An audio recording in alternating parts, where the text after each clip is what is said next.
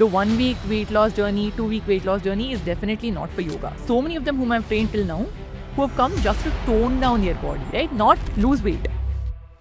Most of them are scared. Flexibility is just one part of yoga. Shavasana gives you that energy to take in everything that you have done in the class. There are many video clippings also online where you see that they're doing a headstand and that person's already standing up and like moving around the class. But that's not authentic enough. So inherently, we don't have like a scripture that tells yoga is protected under IPR. But when such things happen, when some other country is trying to claim your own traditional knowledge, that's when our defensive protection comes up.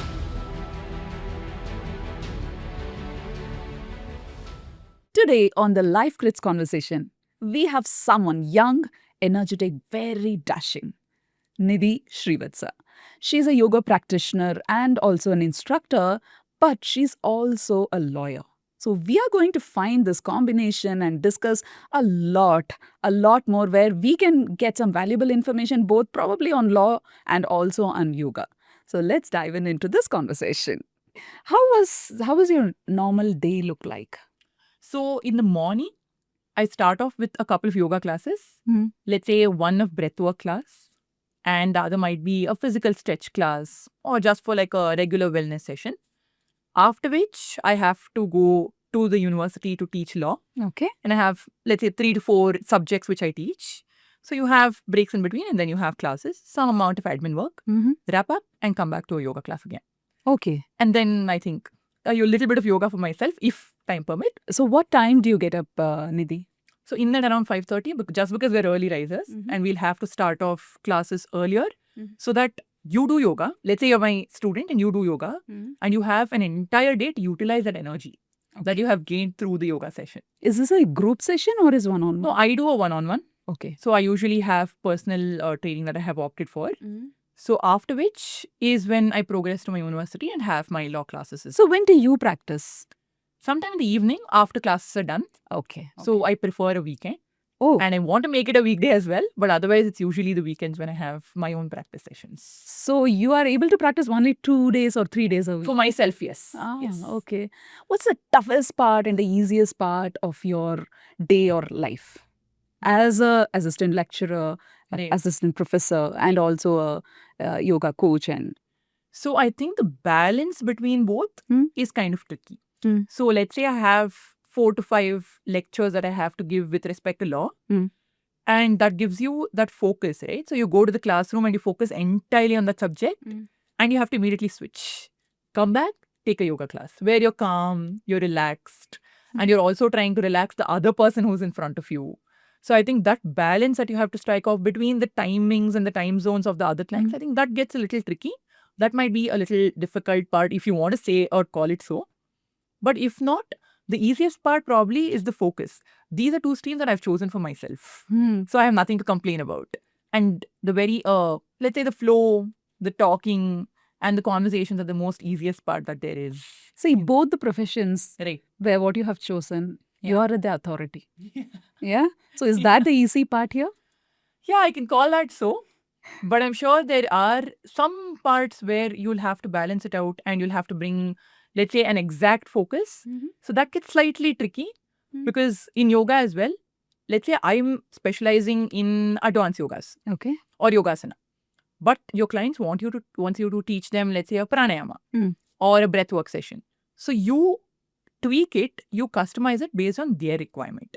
Even if you have expertise in one field, you give them what they want. I think that gets... I think we need to...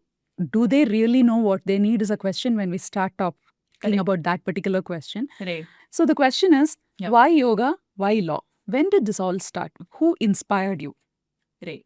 So firstly, I think why law is... I have a very simple answer for this. And there was this one Kannada serial that I used to watch, maybe 25, 26 at this point, should relate, or even maybe the parent generation should relate. There was this one serial in Kannada, right? It's called Mukta and Mukta Mukta, which is by T.N. Sitaram. And that had this very specific court scenes that they enacted. Okay. So I was not very inspired by Tariq Pe Tariq and keep going on the same. But this particular serial, which we used to watch maybe like a post-dinner of 9 p.m., this used to give us like a full-fledged understanding of the court. So you felt so happy to see a murder scene being unveiled in not the same mother-in-law and daughter-in-law drama, right? It's just instead you have an entire murder that you're covering and you're trying to trace back. You have chronological evidence. You have a person coming in. So this kind of gave you the idea of, oh, wow, this is how a court may look like. And I think that drove me deep. I don't have a Suits to tell you, oh, wow, I was interested in Suits. I was about to say, audience who doesn't know, Mukta, the Kannada serial, it's an equivalent of Suits. The Harvey Specter was your protagonist there too? Yeah, T.N. Sitaram was my Harvey Specter. Yes. Oh, okay. That definitely was. Okay. But I mean, it gave you like a wholesome understanding of, oh, this is also law. So why not? So that was my honest inspiration to get into law. So your goal was to be someone to solve a murder? At that point, yes. At a point when you're like 10, 11 and you're getting inspired from this, oh, this is like, I'm going to unsolve mysteries now. So this is where it gets to. But I think as and when you get into the stream, you realize court is nowhere close to what movies show you. Court is nowhere close to what your daily soaps show you. So it's a different field altogether. And it gives you a different kind of adrenal rush. We have something called moot courts, right? So where you have like a mock court. Okay. So when you go to the mock courts, they grill you so bad that you realize, okay, so this is how I deal and I tackle with them. So this is how I probably try to confuse them. This is how I probably try to convince them. So I think these are things that you usually get along with, and that is also been one of the The glow in your eyes is clearly visible that you enjoy law so much definitely, you explore it every day, the different dimensions of it. Absolutely. In law, what do you specialize and do you practice or you only teach? How is? Yeah, so I teach. Okay. I have chosen teaching. So I'm an assistant professor and I teach law. And the area of specialization that I've chosen is called intellectual property rights. Okay. So all your patents, copyright, trademarks, industrial designs, geographical indication is what I teach. And I specifically focus on copyright. So let's say you have a script that you've written and that script is supposed to be a copyright. So that's what I specifically teach. Today that is very important because today everything is data, everything is content and the copyright becomes the weapon. Correct. Protection. Anything for that matter. Let's say even if you're sitting here and you have a mic that you have put in front of me, that's a patent, right? Someone's patent. And you need to protect it and nobody should claim it. Interesting. So let's come to the other question, the other half of your life. Yeah. Why yoga? So yoga is honestly something which is a way of life, right? So I started off doing yoga when I was in my 5th grade. Okay. So I want to have an intellectual story to share with you, but this is how exactly it happened. We had an Independence Day program that we usually came across, like as an annual day, like how you have, and also like the programs that you have on Independence Day. So I had my yoga coach, who is still my guru, P.R. Krishnamurthy sir. He is an Asia level yoga referee. Okay. And he used to teach yoga in my school. Okay. So once we started that off as a regular practicing sessions, firstly, I don't know if sir is watching this podcast, but it was very boring. To start off with, it was honestly very boring that you have to go to a yoga class on a Wednesday. You'll have to wear your leggings and turn up for the sessions. So then we thought it's something that you have to do. But as and when you started practicing, you realize this is so different. It gives you like a refreshing vibe of sort where you don't have to do the same kind of theoretical classes, same kind of, let's say, PT classes where you have to go play volleyball or like you have to be in the march past. That's not how it works. Instead, yoga gives you that relaxation. It does you first calm down. Okay. Breathe. Are you good to go? Now let's start off with the asanas. Okay. And at that point of time, I think the stretching, the flexibility gave you that superiority, right? That, oh, I can do a back bend. Oh, I can probably like stretch way better than I could previously. It was glamorous. It was. It definitely was. At that point, it was. And after which, we realized there are competitions. Like how you have, let's say, a district level, a state level in your cricket or maybe in your football. Okay. Same way, we have something in yoga as well. Okay. So the Yoga Federation of India organizes this. And we have district level, then we have state level, then you have the national level. Okay. So our sir started prepping us up as a team where you start practicing yoga. So we had to practice every day, at least like 3 hours post school. And you had to do your back bends, you had to do your stretches, you had to do your pranayama, irrespective of you like it or don't like it. But at one point, I started growing affectionate towards yoga. Okay. And it gave you so much courage to do things that you did not think of. Let's say probably I wanted to give a talk, like a simple talk, right? And yoga gives you that focus to actually talk, to actually focus on a topic that you want to talk for over a period of time. Or let's say to just sit still. Either of these. So I think that's how it started. Okay. And later on, it grew to a yoga instructor course, and I wanted to pursue yoga as a part of my career. So then that's how it has been progressing ever since. Okay. So you were learning it for how long? So it was in and around 6 to 10 years, if I'm not wrong. So that 6 to 10 years have been my training period. It's not like you started off yoga, you started teaching yoga, right? You started doing yoga, you started understanding different components of yoga. Because as a child, yoga is literally stretching for you. It's probably like a fun activity to do, or it's a recreational course for you. But as and when you grow towards it, you realize it's much more than that. It gives you perspectives, it opens up your mind. You have different things to think about, but even then you focus on one thing. So I think that's how it has been going. Where is the real Nidhi, in law or in yoga? Yeah, I often get asked this question. I think it's a balance between both, right? But there is always something like you are in the zone. Correct. I know there are many things that you cannot say that when I'm in yoga, I'm in yoga. You're in the zone. Yes. Like that. Like what? I think you gave your answer. Okay, so I gave you the answer. Right. So the answer is exactly that. So when you do yoga, it gives you that concentration, right? That I'm sure most of them would have heard of the minute they hear about yoga. So when it gives you that concentration, it's not like it's inherently that you are obtaining that concentration. It comes to you. As a part of your lifestyle, it comes to you. So I may be doing 100 things in a day, which I usually do, but yoga gives me the focus to bring it down, to narrow it down. If I'm giving you a lecture on intellectual property rights, I am only focusing on intellectual property rights. I am not focusing on the fact that I have a yoga class at 6 p.m. So I may cut off, and when I'm doing yoga, I don't honestly think about, oh, is this an intellectual property? Is this coming in? Is this creeping in? What exactly do I need to do otherwise?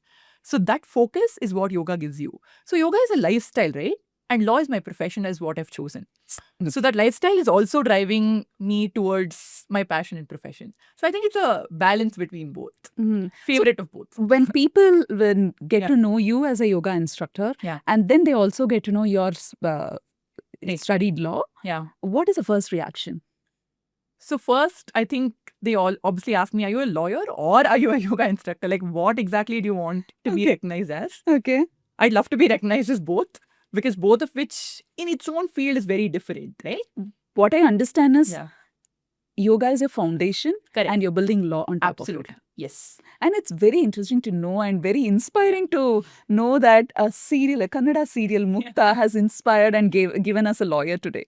And I'm thankful to the entire team also. And when, yoga you could have practiced it for your own self. Yeah. But when did you decide that you need to start teaching, instructing, and how did you prepare yourself for that? So after school was done, I did realize that there is one point where you start helping others to practice. So we all practice as a team, right? As a group is what we practice. We have age groups. So let's say you fall under the age group of 15 to 20 or a 20 to 25, and you are practicing your own asanas. I used to love training others and helping them also do their postures. It was not just about my posture, my pranayama. Instead, how about we just do it together and figure this out, right?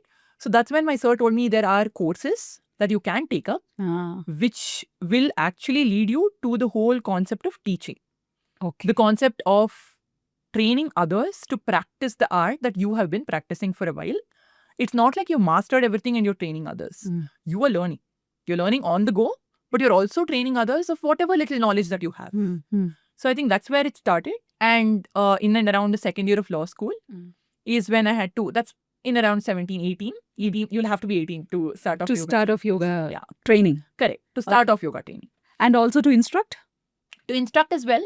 But I mean, if you're doing it informally, then age does not matter for obvious reasons. Very valuable information. Right. So you're saying if I have to be a yoga instructor, I have to a minimum of 18 years. Correct. That is the minimum age limit, just to understand that you have completed your +2 at least. Like a +1, +2, or maybe let's say a PUC of salt. But why does yoga need the +1, +2 or any it's academic? not like a formal degree or anything that they're asking of. They're just asking you to finish like a basic amount of education, or let's say a age limit that you have crossed, to understand that you have the understanding capacity, right, of whatever they're trying to teach. Because yoga instructor course is not just like one or two, let's say just mantras or just pranayama or just asanas. They give you a wholesome understanding of teaching as well. So they give you theoretical knowledge. Maybe you should be well equipped to understand and get into that whole practice of theory and the concepts that they will be educating you for. So basic understanding of what they're going to teach. It's not necessarily I have to be a plus 3 if someone has gone through a homeschooling or anything. The basic understanding of going through any course should be good. Yes. Okay. We were talking also about the significance of knowing Sanskrit to even pursue yoga. Yes. So the whole concept is yoga is rooted, right? Okay. So it is almost like a traditional knowledge that you have. So India is known for Ayush, like we were talking about, which is Ayurveda, Yoga, Unani, Siddha and homeopathy. Now the whole concept is people, most of them at least, I'm generalizing, relate yoga to a traditional way of life. Okay. So when you're talking about that, coming back, you do realize that once yoga becomes a traditional knowledge, you'll have to teach it a particular way. So that I think gets back to the whole concept of should we teach yoga in this particular manner? Is this how much you need to understand in yoga? Coming back to the question of Sanskrit, you have certain shlokas, chants, recitals, and also let's call it mantras, which is in Sanskrit. Okay. So you take it from Upanishads, you take it from Vedas. So then it is very much encoded in Sanskrit. So if you are someone who can understand Sanskrit in Kannada, who can understand Sanskrit in English by translating it, of course, and now you have numerous translations. You can probably just open your app and Google will translate it for you, right? So if you are able to translate it, understand it in your own way, there shouldn't be a problem. Okay. But Sanskrit is not considered as a mandatory requirement. It is considered as a good thing if you already understand Sanskrit. You understand a level up. I mean, correct. It'll definitely be a benefit if you know Sanskrit and then go Yes, so the minute I tell you a mantra, you'll be able to understand it. I probably will need translation to Kannada or to English in order to understand the kind of mantra that you're chanting or the recital that you're telling.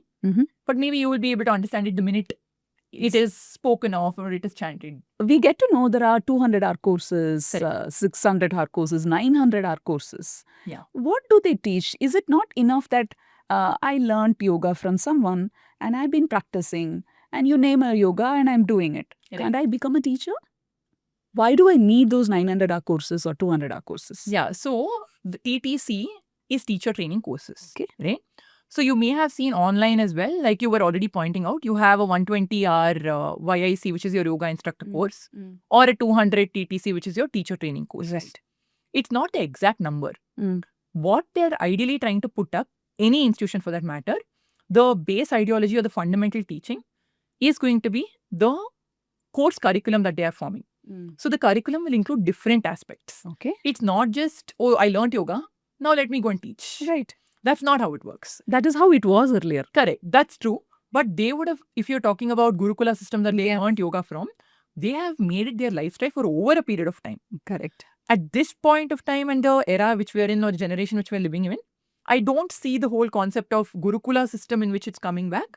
But if you are practicing yoga, let's say you have good understanding of yoga, you come to a teacher training course. Tell me one thing. Yeah. Is the eligibility that I should have done yoga or anybody can start getting to the teacher training?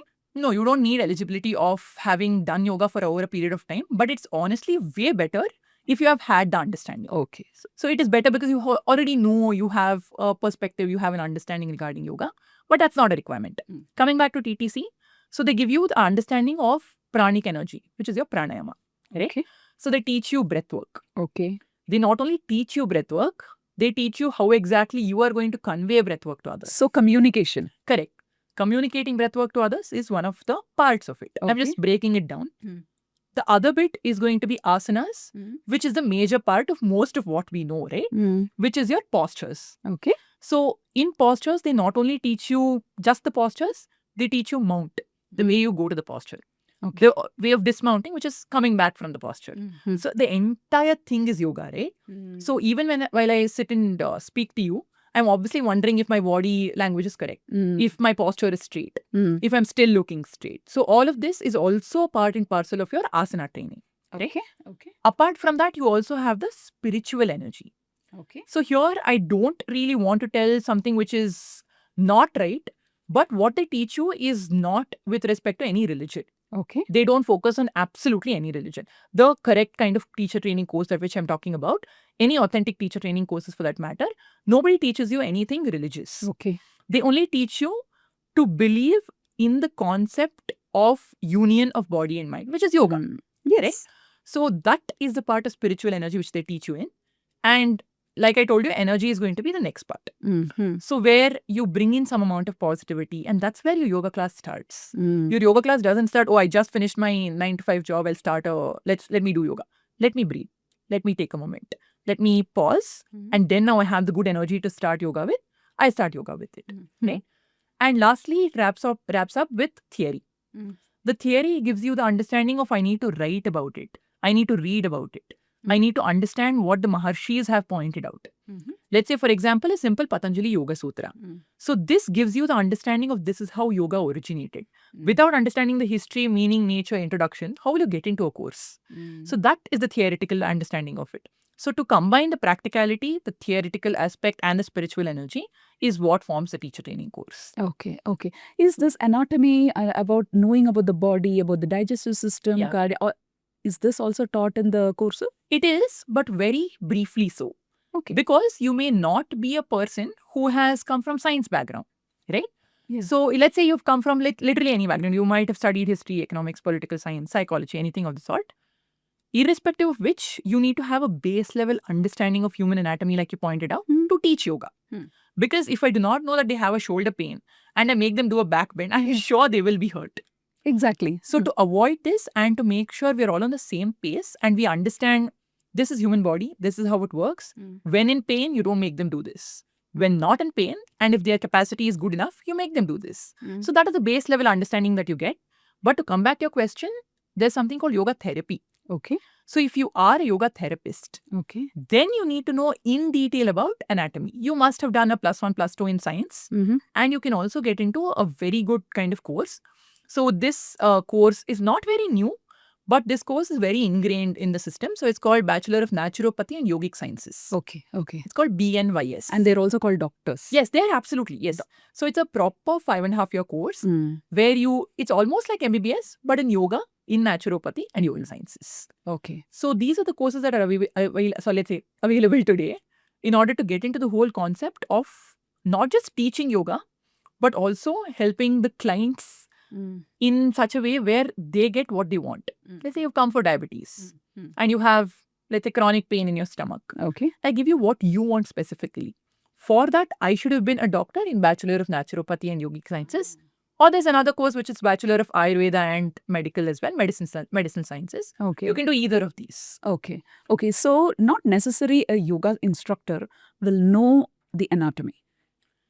A yoga instructor will know anatomy. The basics. Base level. Yes, it's a requirement. Okay. But if a person is going through a certain, because we also have certain things called yoga for cancer, yoga for lungs and things like that. Absolutely. So these things will need a very specific knowledge and education around that. Yeah. So you can't just walk up to some yoga doing person as an instructor and tell them, can you help me heal my whatever chronic illness? Yes.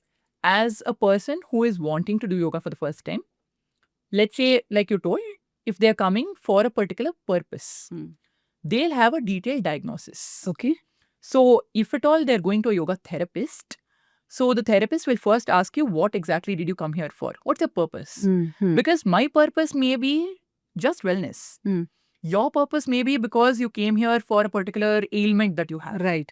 Some other person may be wanting to do a stretch and look good or have a flexible body of sorts. So that's the base diagnosis. Yes. Once we understand, oh, this is the exact issue that there is, or this is something that they're willing to work on, then you delve deep into it. Then we understand, okay, this particular person is doing yoga for diabetes. They need a continuous session. Let's say they need 12 sessions, 13 sessions in order to first understand their own body. So that treatment, I would call it as a therapy or a treatment, is basically a set of asanas or postures defined for that particular problem to be sorted or healed. Yes. Not just the asanas. It can be your pranayama. It can be your meditation. It can be the way of your lifestyle is going to change. The diet. That particular, absolutely. Yes. Is where a yoga therapist comes in. not an instructor. Today, if you're doing yoga for 3 years or 2 Correct. years, or even if you had done, people proclaim themselves as a yoga expert because I've Correct. been doing. Yes. Do you think that is a safe thing? And people go to Yeah. advice for them. Sorry, people go to them for advice. Correct. What is your opinion on that? So now I'd like to bring in law. Mm. In law, we believe in authenticity. And like I told you, intellectual property rights, we only believe in authenticity. For example, let's say you want to wear a Puma watch. Okay. Right? If you want to wear a Puma watch, you will not go to a watch which says PUUMA. You will go and buy a watch which is PUMA. You will make sure that the logo of Puma is there, or let's say that particular brand's, let's say the design is there, anything of the sort. Yes. So you want authenticity, right? Same thing coming back to yoga also, you'll have to search for authenticity. How? And that authenticity you can only get to know when you understand that the person whom you're going to has a considerable amount of understanding regarding yoga. How do you, let's say you're a beginner. Yes. Yeah, and you come for a yoga session. How do you understand whether the instructor is correct for you? One way of validating it, like we already spoke about, is a TTC that they must have done. Okay. It has to be an authentic degree. That's a mandate. Correct. Yes. That's a requirement. Okay. Without yoga instructor course, if you're trying to teach, it's almost like without formal education being present in a particular place where you shouldn't be. Okay, right? got it. So just drawing parallels, without reading law, you can't be present in the court unless you have a case against you or you're filing a case against someone. So in the same way, if you're a yoga instructor, to call yourself one, you must have the formal education to do so. That is one way. And the second way, there are many people who have not done yoga instructor course, but have been practicing it and making their way of life. Yes. Even before this particular degree came in, right? Or let's say even before this course came in. So how do a beginner identify? Yeah. So if at all, let's say you have a trial session with them, and the minute you have a trial session, your body reacts a particular way, and you're doing a wholesome flow. No yoga instructor will tell you, come stand, let's start a headstand or a handstand. No yoga instructor will. Okay. They'll make you sit down. They'll make you relax. They'll ask your problems. They'll listen. They'll understand. They'll diagnose. Then they'll give you the session where they feel like pranayama is fit for you, asana is fit for you, relaxation is fit for you. Let's do a wholesome session, like entire understanding. So a good coach, a good instructor will be one. On the first day, they ask you questions. Correct. And then they define the system which works for you. They try to understand your anatomy. They try to understand why are you here. So it's not you shouldn't be going to ideally any person who just starts off the minute they see you without even asking you why exactly are you here and what is your problem. So asking a degree is not wrong in jobs, right? Asking a TTC or a yoga instructor course is absolutely not wrong when you go to a yoga instructor. But do they ask? Not much, not really. But why is that? Usually when it comes to the traditional system, people are either out of respect. Earlier it was respect. Today also, if you're a doctor, show me your degree. That is a very rare thing. True. How many have asked you? Regarding whether I have a yoga instructor course? I don't think many. Not many, of course. But some clients do try to understand where are you coming from. Like, what exactly is your yoga understanding? Does it match with mine? Okay. Because some of them come with a very, let's say this particular... let's say person's born within 1995 onwards, let's say. If we are considering them, some of them or most of them who have come to me have come to me for their weight loss journey. Exactly. Or maybe like a quick fix. They honestly don't want to know about your traditional yoga knowledge. That's not what they're here for. They are here to understand how can they work on their body. Like how can I get fit? How can I reduce weight? How can I gain weight? Like, what is it for me that you are bringing benefit for? So if I'm able to add benefit and add value to their life, they'll be okay. But I've also had clients like how you're speaking who ask me like in depth, trying to understand you're not too old, right? So how exactly are you going to train me?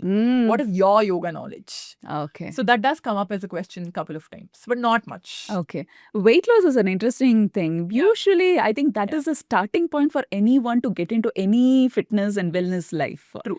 Does really yoga help to lose weight?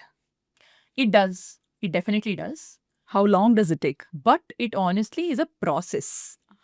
It's not like you come to me today, next week you're going with 10 kgs loss or like 5 kgs loss. That's not how it works. We do see claims, 4 weeks may 5 kgs. Correct. You see claims.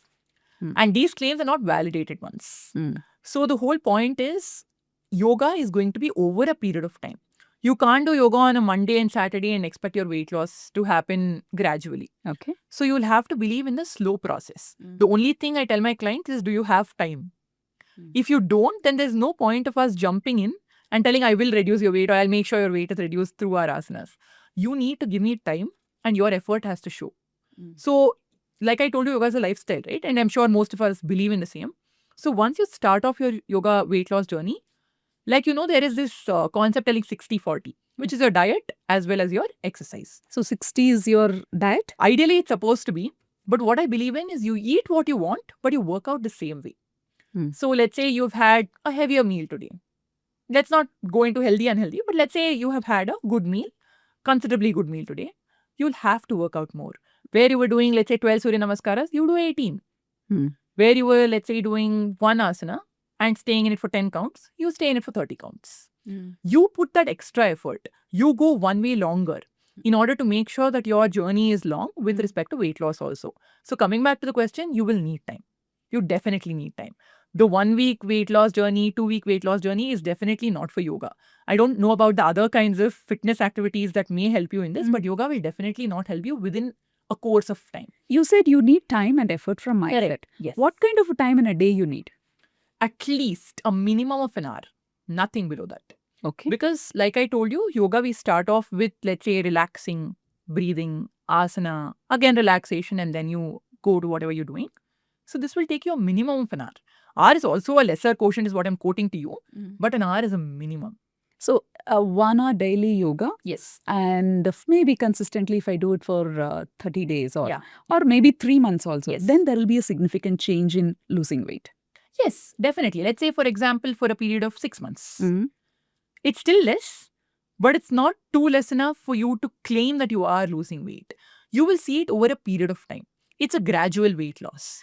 It's not like it's immediate where you can see the results in like a day or two or maybe a week or two. Instead, it goes longer. Okay. It delves deep. And it cuts out in the portion that it actually should. Okay. And it delves so deep that once you start getting into that lifestyle, you can feel the change. You don't feel obese. Okay. It's also intrinsically in your mind, not just within your body or the way in which you're looking at. So it's also the mental process that gives you some amount of relaxation and the same way in your physical body also. So it reflects. Okay. So usually middle-aged women choose yoga for their either weight loss or to handle anything or to be fit. That's the first thing they choose. Probably that's because it's safe. True. What helps them? I mean, yoga, how does it help them? And also at that age, middle age, I believe strength training is also equally important. Correct. Does yoga give the strength training also? Yeah. So one, when you're talking about middle-aged women, I am also assuming you're coming towards menopause, or maybe you're talking about, let's say, the strength is going low because of a lot of activities that they're focusing on. Or maybe their day is fully caught up. They don't have time for exercise of sorts. One, yoga is natural. Okay. Right? So it has no side effects. There's not a possibility you can have any side effect from yoga unless and until you've done it wrong. Maybe you've twisted your ankle in a yoga position. Maybe you're trying to breathe too much where you're kind of yawning sometimes you're just sneezing it out. These are things which are, let's say, a part and parcel of the activity, but not otherwise. So there is no side effect. Okay. So this makes women want to go towards a more naturalistic lifestyle. And that lifestyle is yoga, right?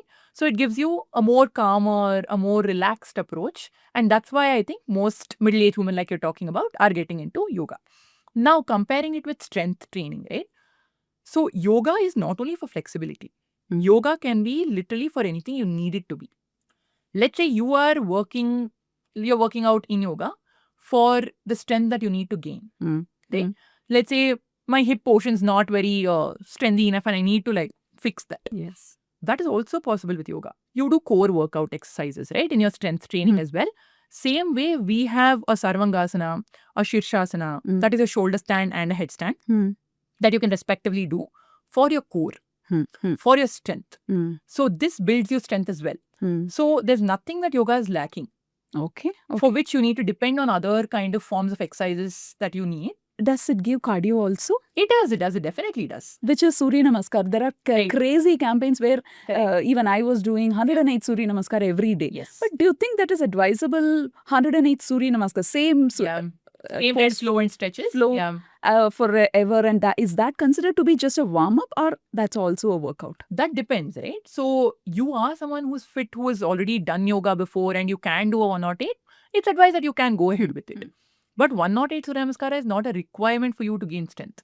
108 Surya Namaskara is not a requirement for you to become flexible. There are other ways in But yoga. will that make me flexible and strong? Yeah, definitely does. For sure, over a period of time, it definitely gives you the strength and the courage for you to do more, right? Let's say you started off with 6 Surya Namaskaras. Today you're at 108. That itself is progress, right? That journey is what yoga carries you through. So that also gives you a very good amount of understanding of yoga and probably the flexibility and the strength. So I'm not telling you the other forms of exercise are not required. That's based on your understanding and opinion. But the whole concept is yoga is so complete in itself that you don't have to go anywhere else. See, the shape of the body. Yeah.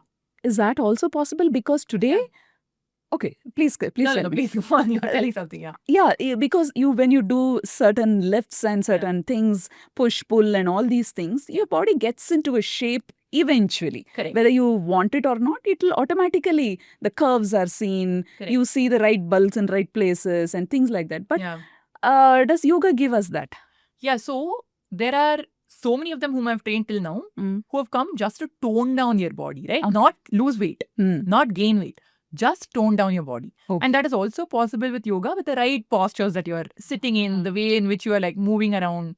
Let's say, for example, you want to tone down your waist, right? That's why you've come here for whatever reason. Now, when you start yoga as a practice, you don't just do waist stretches or let's say strengthening stretches. Instead, you do a wholesome yoga session, but you focus more on your waist. You tone down in such ways where you do a particular asana for relaxation, you do a particular asana for strengthening. That automatically tones it down. You don't even have to put effort. You just have to do the right asanas, relax well, take in good amount of rest and energy, and that should be good enough. Okay. And that's also the speciality of yoga, right? It gives you a warm-up. So you will warm your body up. Your body is fully prepped to go. You perform the asana or the pranayama or whatever you're particularly stipulated to. At the end, you also relax. Every asana has a relaxation. And this is also coming back to one of your questions that you asked. You asked, how do I authenticate my yoga instructor? Every yoga instructor who is trained well, who has good amount of understanding in yoga, will make sure that you've performed an asana and has also relaxed, that you also relax. So you relax, you perform, you relax. Okay. That's a requirement. For people, somebody who's hyper, right? They want a fast movement. And this yoga, you're saying after every posture, this is more like a HIIT. I mean, it's like high interval and then you rest and things. Right. Does it interest every kind of a person? Is like somebody who needs fast movement. Yeah. Will yoga still suffice? Yeah, definitely. So the 108 Surya Namaskara that you were talking about is also continuous, right? Now we may feel like we are giving in gaps in between, but that gap is based on how much you require it. Let's say I am convinced as a client that you are my client, and I'm very convinced that you are good enough to go on a continuous stretch.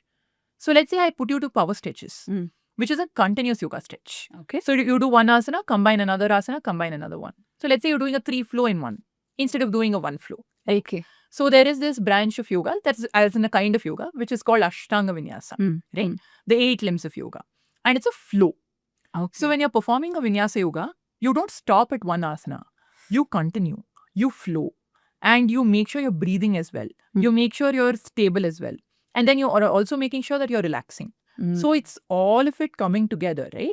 So it gives you the flow, it gives you the power, it gives you the energy. Okay. So it is continuous if you want it to be continuous. Okay. Like I told you, it's based on the diagnosis. So that can challenge us enough. Absolutely. You should definitely try one. Okay. For sure, yes. It depends on how long that you want to do it as well. Maybe an hour, maybe 30 minutes. Let's say if you've done yoga regularly you do it for an hour every day and you're prepped to go, then 30 minutes of continuous stretches should be good enough for you to sweat. Wow. Okay. So if you aren't used to yoga and you're a beginner, then I would not suggest you go for it. Okay. However, if you are slightly into it, you're getting used to it, it's better to do slow stretches accustomed to it, and then you can have the rapid stretches that you want to do. So today the 10,000 steps Yes. is it's a mandatory. It's a Mandatory. good to move. It's always Correct. nice. It's nothing wrong. Yeah.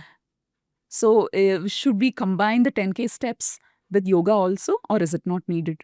So in yoga, we never have this thing of step count, right? You perform one yoga session by yourself, you would have covered around 5,000, 6,000 steps easily because you are moving to and fro.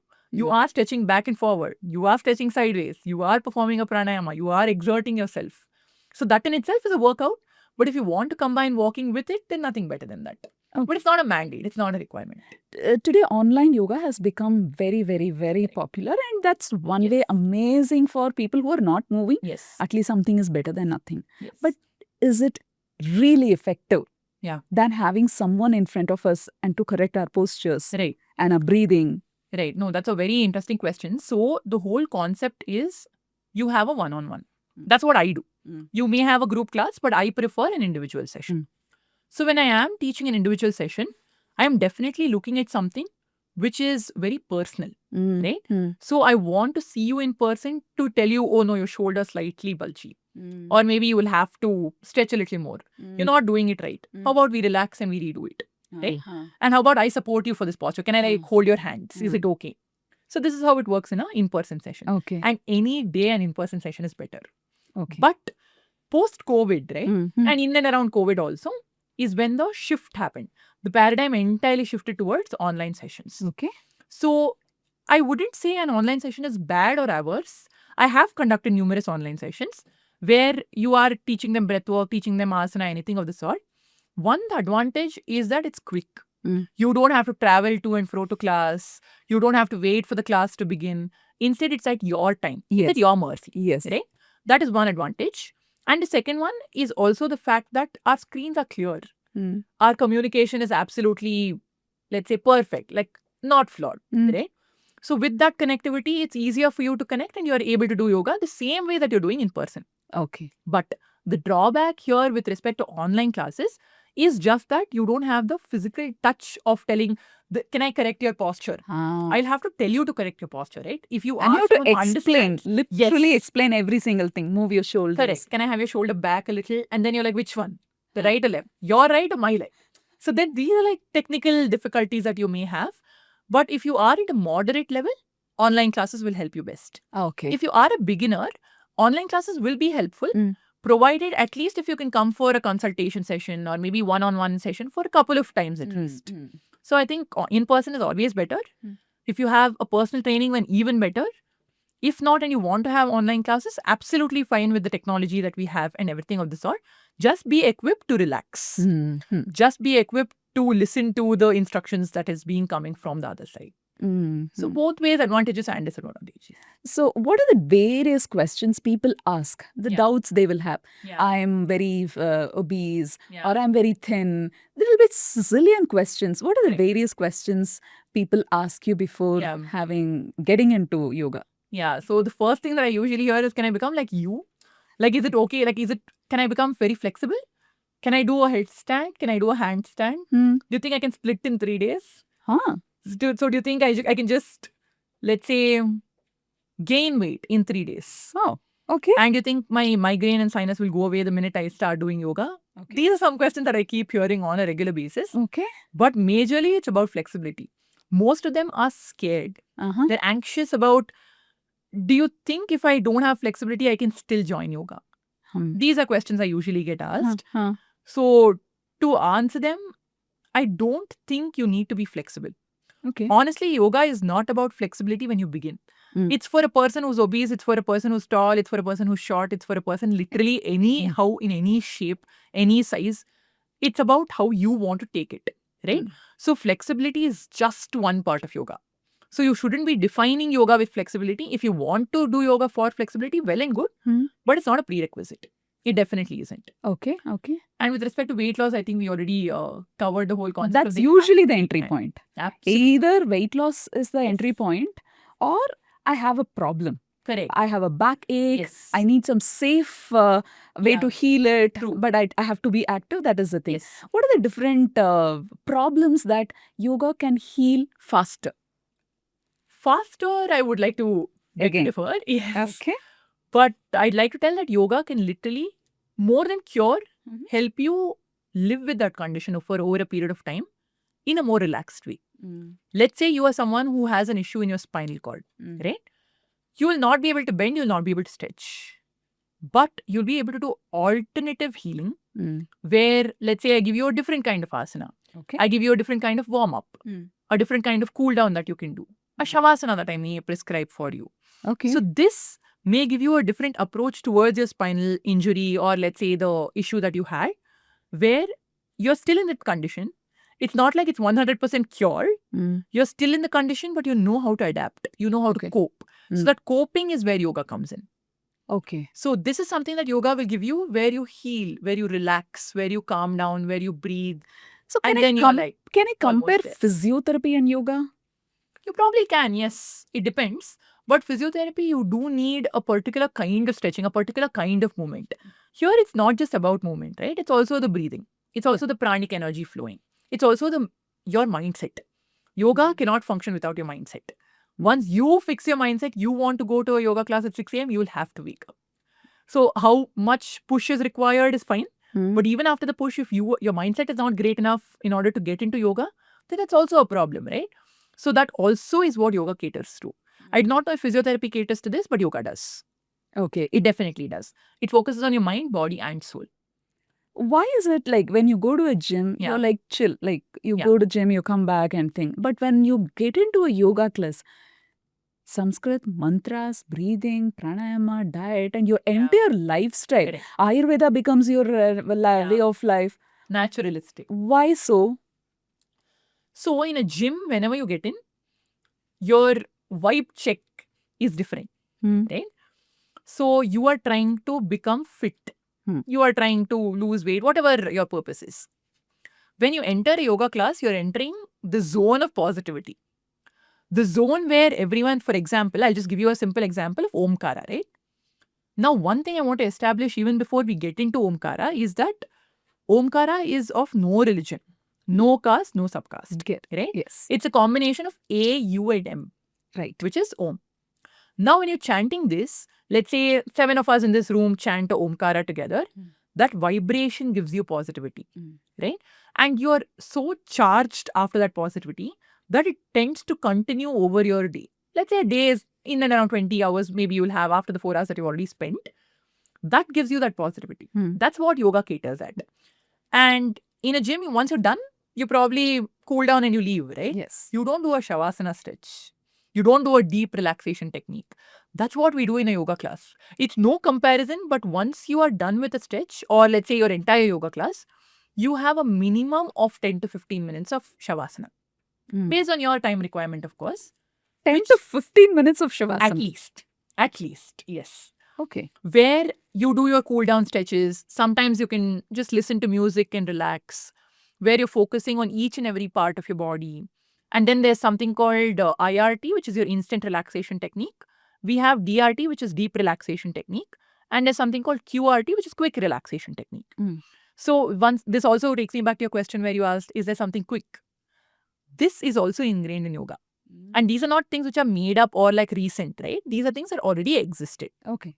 So once you do a deep relaxation technique, you're relaxing each and every part of your body in detail. Let's say you're someone who has only 15 minutes. You do a quick relaxation technique where you're also relaxing each and every part of your body in a quicker span compared to that of a deep relaxation. And in instant relaxation, you tighten your body entirely, you relax. Okay. That gives you the strength. And your flexibility is anyway taken care of within your yoga class itself, whichever kind of class that you're taking. After which, this gives you a different perspective, positivity, and an energy to continue. So that's the reason a gym is slightly different from a yoga class. Because there is always a talk, the regular gym goers with yoga therapists or calisthenics, body weight. All of them have their own pride in what they are doing. Correct. So the general thing what we hear is we lift so much weight, we also don't relax so much, but yoga, they just do some poses and then lie down for 5-10 minutes. Yeah. What is your answer for that? Okay, that's where social media comes in, I think. So social media is playing a very important role this day and age, where you understand that some of the yoga instructors post bits and clips, right? Absolutely right. I mean, they're just trying to show this is how my yoga class was. You are only seeing the bits and pieces. You are seeing the part where they're doing Shavasana. You're seeing the part where they're stretching. You're seeing the part where they're doing a headstand and getting intimidated. But what you don't know is they would have prepped for that headstand 20 days before this. And they will also relax 20 days after this. So that is something that has been missing, right?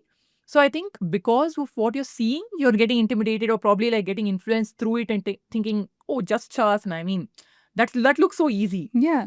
Honestly, there are people in Shavasana who have slept throughout the class. That's also a possibility. I'm not saying no. But Shavasana gives you that energy to take in everything that you have done in the class. Until now, you're stretched. Until now, you have chanted mantras. Now is when you relax. You think, you introspect. And that is where Shavasana comes in, right? It's not just that 10 seconds of, oh, I relaxed, I posted a clipping. That's not how it works. Is Shavasana boring? Depends. Depends. Have you ever been bored with Shavasana? Yeah, like I told you at school we were, because Shavasana was mandatory and we're like, might as well just go watch TV in this time or something of the sort. But now I do realize that it is a requirement for you to relax and take in so much that you've taken from morning. You probably relax at night, or maybe you're starting the day and you want it to be fresh enough. And then you have a Shavasana where it's pretty quick sometimes. Sometimes you have enough time to do a music meditation. But it's a mandatory meditation. It is a requirement, yes. Okay. It definitely is. Okay. At least for, let's say, in this day and age, 5 minutes. But you definitely do need Shavasana. If someone watching this, they can't afford a one-on-one, or they can't, whatever, at home they wanted to start somewhere. Right. What are the different things they can start step by step? Yeah. So first, they need to understand their body. Okay. So if they start watching YouTube or Instagram for content, let's say, they'll have different kind of classes that they come across. They'll have to choose wisely. Okay. They'll have to think of what kind of body do I have. So let's say I'm working out for just general health and wellness, just so I don't fall ill, or just the fact that I want to stay fit. So then you can start off with some amount of relaxation first. Okay. First, you sit comfortably. So most of them think that they have to sit on the ground to start off with. And let's say they are middle-aged people or people who are old age. It's not a requirement. They can sit on a chair. Okay. They can relax. Okay. So once you have relaxed, you focus on your breathing. Okay. Right? So once you're slightly into breathing and you know how exactly breathing is normal or anything of the sort, you progress towards warm-up stretches. Okay. So in warm-up, you focus on each and every part of your body. Okay. So you start off with, let's say, your neck. Okay. Go to your shoulder, hands, wrist, fingers, come down to your legs, then twist your waist, relax your body entirely. Once you're good to go with that, you can do at least 6 Surya Namaskaras unless and until your doctor has prescribed you otherwise. Okay. Because sometimes there are, let's say you have varicose veins. So at that time, back bending is not highly advised for.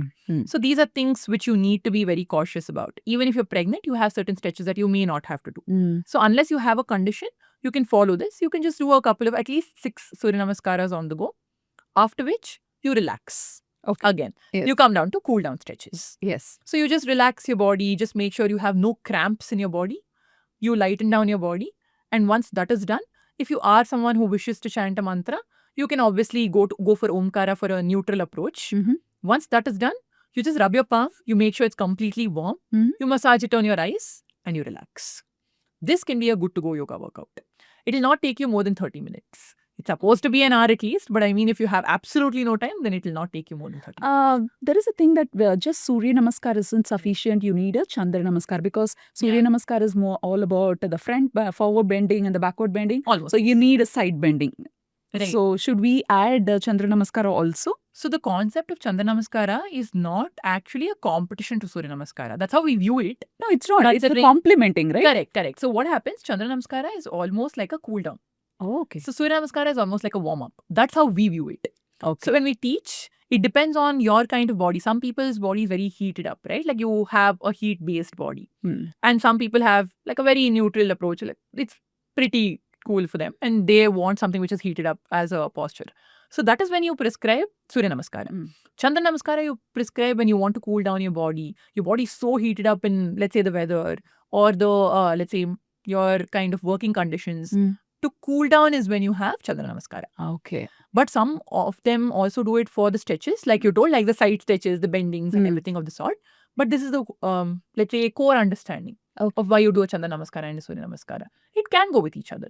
For sure. Okay. Yeah. Because today, a lot of youngsters, PCOS has Right. become like a very common thing. Absolutely. So it will definitely help if Absolutely. they can come for a specific package. Now, Right. I am dealing with PCOS and I need postures or Yeah. lifestyle changes through yoga. Yeah. Then it is possible. And have you come across such case who are really healed from or cured from PCOS, PCOD? Yeah, more than cure, now they are in a position where yoga has become their lifestyle. Okay. So that is keeping their PCOS under check, under control. Okay. Right? So they've been doing it for over a period of time, at least for like 6 months to a year now, if I'm not wrong. So that keeps their PCOS under check, and they don't have any more aggravations when compared to previous. This I can vouch for. Okay. So PCOS and PCOD, definitely they have to practice yoga for a considerable amount of time. And what Maybe a regular person, like a person without PCOS or PCOD, can perform yoga for, let's say, 30 minutes. You will just have to put in that extra effort if you want to have a weight loss, if you want to tone down your body. Because the indigestion may cause you to an extent where it can be of the position that you will have to put in that extra effort. Right? So the digestion and indigestion is where the vegetarianism comes in, but not otherwise. It's not a mandate. See, when it comes to any other form of workout, Right. the protein intake, the fiber intake, the Yeah. calorie deficit. Yeah. So yoga doesn't talk about all these things, or is it again, it comes to you naturally? Are you talking about the nutrition? Like The nutrition, the extra, the supplements. Yeah. So we don't really prescribe anything of sorts. It's obviously advised you eat at least 1 hour before yoga and 1 hour post yoga. Sometimes they make it 30 minutes as well, but that's very convenience based. But otherwise, it's 1 hour pre, 1 hour post. Okay. Right? Because 1 hour pre and post is only to make sure that you are doing some inversions, some stretches. It shouldn't be to a position where you feel nauseating, right? So just to avoid that and to avoid indigestion and considerations of indigestion, we tell you to eat pre and post. But apart from that, there are no nutritional considerations for yoga. Okay. So if you are here for, let's say, a gastric issue or issue of acidity, I may prescribe you certain asanas, but I'm not eligible as a yoga instructor or as a yoga coach or even as, let's say, a yoga therapist, unless I have done a nutritionist course or a value to it, to talk about what kind of nutrition one should have during yoga. That is very important because today, once you are a yoga instructor, the clients also end up asking everything. Correct. Absolutely. This person is an instructor for yoga and not a nutritionist. Correct. And they expect you to know everything. Yes. And answer also. Yes. So most of the times I get asked, you're a yoga instructor, you're eating unclean, you're eating fries. I'm definitely eating fries with double cheese on it. So that is not something that should be a hindrance, right?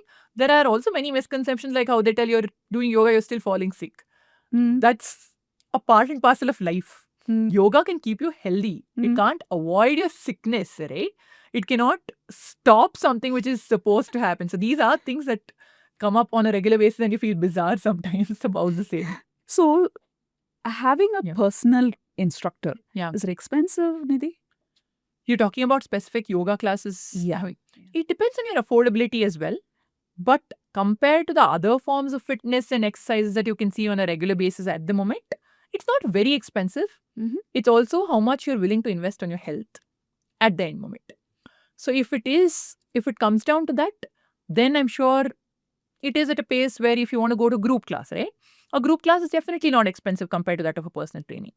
A personal training is when the yoga instructor is investing in not just their time, but also the amount of consideration of your body, right? So they're so focused on your body, they know each and every moment. So that is where the pricing is coming from. What should be the approximate price to have a personal instructor? So that depends on what exactly you're taking it for. Let's say it's just a regular fitness session that you have. Considering the current pricing that there is, sometimes based on the travel charges and expenses, excluding that, it's around 700, 800 per session. Okay. But there are also places and times when you have around 1,000, 1,500 based on the requirement that you have. Let's say you're working out specifically for your glutes, specifically on toning down your waist, or let's say for a particular kind of illness, because that requires more amount of effort from the instructor's side in order for your pre-prep. What you see is just the class. Okay. But what we don't see is the prep that the instructor has to go through before they actually teach you. They'll have to work on your weekly review meetings, right? Telling, oh, this is not working out. I'll have to re-review on this. What exactly is other kind of stretches? These are stretches that are available, yes. but they customize it to you based on your requirement. And that's where the charging is coming from. Okay. Are mostly instructors women on these? That's what we see most of the times, right? But I do have a lot of friends who are males and who are instructors and are doing really well for themselves. Okay. So, yes, we do see a lot of women. I think it's the inclination towards, oh, this looks like a flexible sport that we can get into. Flexibility is equal to women. No, I hope that it is. But I mean, not really. Many men are extremely flexible. So, in the yoga competitions that I was talking to you about, if you can have a glimpse of nationals that they conduct, it's men somersaulting like no other, holding their headstand like no other, holding a handstand like it's the most amazing part of the view. So it is a possibility that both of them are equally or inherently flexible. It's just that we're seeing a lot of flexibility in women. Okay. If a beginner, some young person like you has to get into yoga and make that as a career, Right. do you think the earning is sufficient enough for their lifestyle, for their, to run their life? That's the best question I've probably heard. So now the whole concept is, one, are you willing to make this your career? Okay. Because I've seen a lot of corporate professionals drop out of their corporate career, want to get into yoga, they stay in it for a couple of years and then they're done. Then they're like, we're not able to find clients. We don't know how exactly are we going through this. There are people who are more educated in yoga than I am. So how exactly will I survive this sport? That's also one thing which they are concerned about. And then they get back to their corporate life sometimes. This is something that I've seen. But the whole concept is, if you want to get into it, you should be willing to give up on your regular career for over a period of time, right? Let's say I'm managing it as a part and parcel of my law and yoga. If I want to take up yoga full time, one, you'll have to build your own client base. It's not readily available anywhere, right? So that's something that I could relate to law as well. If you're a practitioner and if you are going to the court regularly, it's not like you have a backup client base. You form your client base over a period of time. And the same thing happens for yoga as well. You build your client base. You gain the trust of the client through their body, soul, and mind. So once you have that, it is a good to go.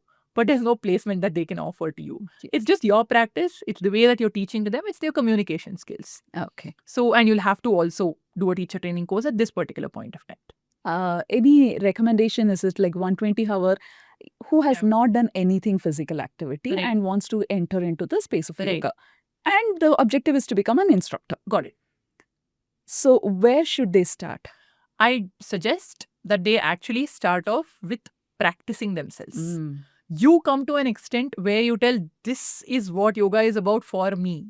I thought yoga is so many other things because misconceptions are numerous and the stereotyping is excellently huge.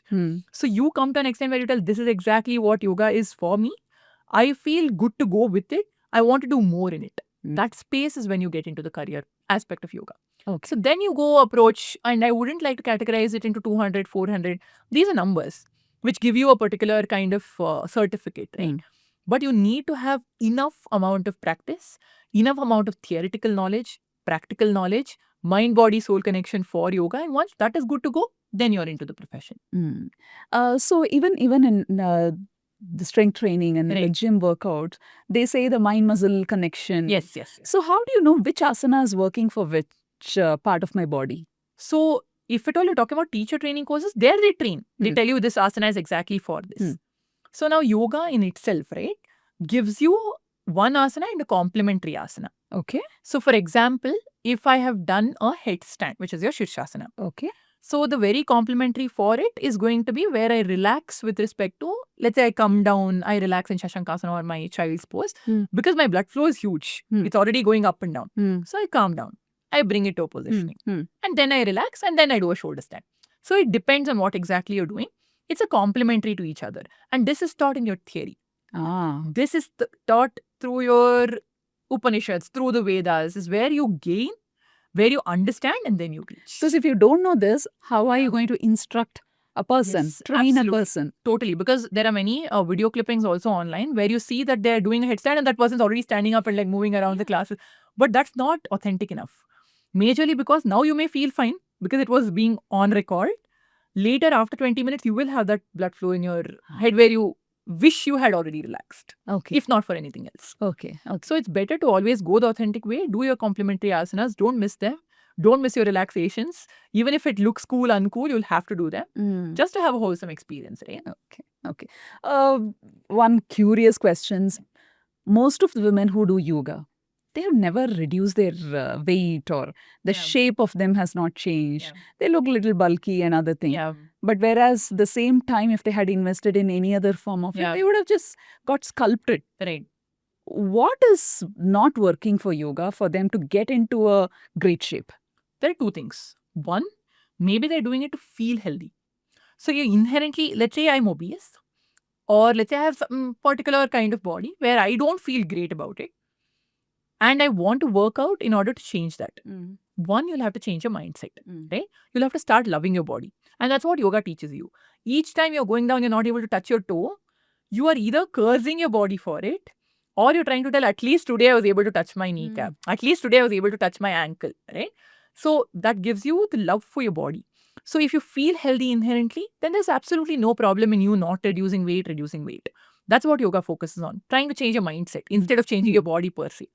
And secondly, there are certain body types that don't change instantly like the others. So if I do yoga for over a 10-day course with respect to all my advanced yoga, I can guarantee that I may lose at least like grams of weight, right? But maybe my friends won't. One of my friends who may be doing yoga for even longer course of time than I am may not reduce weight, but it is working differently for her or his body. They have inherently changed their mindset. Their body feels healthier. You feel more confident in it. So that's what yoga focuses on, not just the outer or the overt look. Okay, that's not even considered an objective. No, not really. Yes. Okay. Today, the squat position, which used to be very normal for Indians, Right. is it still you feel in your clients also that this normal squat position has become very difficult? Yeah, correct. Like if at all we're taking a simple example of like the Indian style of washroom, right? Yeah, exactly. That in itself is supposed to be the malasana that you're doing as a squat. Yeah. But now, yes, it is supposed to be something that you're mindfully doing it. There are people who are already doing it continuously and they don't feel it's kind of difficult. Now, it has become a part and parcel of their lifestyle. But for the others, it is a conscious effort to be in the squat for over a period of time, and that definitely helps in digestion. That's the best asana you can ever do for digestion. But So we were already practicing this. Indians already had it as a rooted system. it was part of our lifestyle, but today it has become an effort to be in Correct. Squat position. Absolutely. And today people call that as a mobility also. Right. So that's exactly where we have to protect yoga, right? That's where that comes in. So there was a case where US wanted to get intellectual property protection over yoga, and then applied for the same as well. And India had to defend. So that's where it comes in, right? Like the whole concept is if you don't protect your own traditional knowledge or your own kind of practices that exist, who else will? But this is what, again, now we can bring your law expertise. In India, you cannot, trademark or copyright or do things for yoga. Copyright, But then in other countries, you still can. Depends. So for us, copyrightability is originality. So if at all, there was actually, that's a very interesting question. One of them had applied for a position, like a posture of yoga being copyrighted. Like for example, even your dance choreography, right? If you're in a movement and you want to choreograph, let's say you choreographed that particular dance piece, is that movement of that particular dance, can it be copyrighted? Was what was asked. You definitely can't. So the problem is, if I copyright that pose, will you be able to do it? Will you pay me for a particular posture? No, right? You can't pay me royalty to just do a Surya Namaskara. If I copyright a Surya Namaskara, you'll have to pay me royalty for it. Right. And that's absolutely not okay. Because this is something which is for everyone. Everyone should be able to practice. Yoga is for all and all for yoga. Right? So for that particular purpose, copyright is not given. However, we are protecting yoga under traditional knowledge, under TKDL, which is Traditional Knowledge Digital Library. And there are many yogic consultations that there are. But majorly it is Ayush, which is Ayurveda, Yoga, Unani, Siddha and Homeopathy like we discussed. That is already being protected as an intellectual property in itself. Okay. So inherently, we don't have like a scripture that says yoga is protected under IPR. But when such things happen, when some other country is trying to claim your own traditional knowledge, that's when our defensive protection comes in. While we are wrapping this conversation, if a person is a Vata, Pitta or Kapha, right, are there specific postures for these body types? Absolutely. So let's say my body is a heat body, is what we call, right? Like my body is very heated up, or like I'm always under heat. So what do? You do cooling pranayama. Let's say you are a Vata, Pitta, Kapha. So actually, to pre-answer your question, one, you will have to diagnose it with an Ayurvedic specialist. Right. Or an Ayurvedic doctor. Right? Again, it is not right to ask the yoga. Absolutely not. This is something which we have to put on record, that Vata, Pitta and Kapha is something that you have to diagnose through Ayurvedic practitioner, come back and tell us whether you're Vata, Pitta or Kapha. Based on that, your asana can be curated.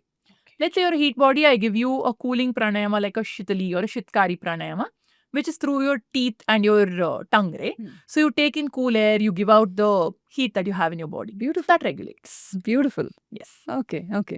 Any parting thoughts which you wanted to share with our community? So this has been absolutely a great approach where you have dug deep on yoga, because each time I get asked about yoga is always very shallow, right? It's very extreme basics of the surface level questions of, yeah, yoga is about this, right? Yoga is about that. Oh, you are doing yoga for weight loss. You're flexible, so you're doing yoga. But you've dug so deep on it. So I think I had a great conversation. Thoroughly enjoyed this. I'm sure. And I hope more and more people actually join in yoga classes and give in to their own kind of traditional knowledge that exists. Totally, you have inspired me to jump from my gym classes to yoga.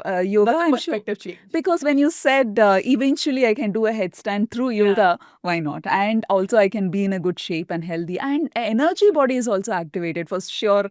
I think you have inspired one for sure. Though I had been doing Surya Namaskar, I felt that was only cardio.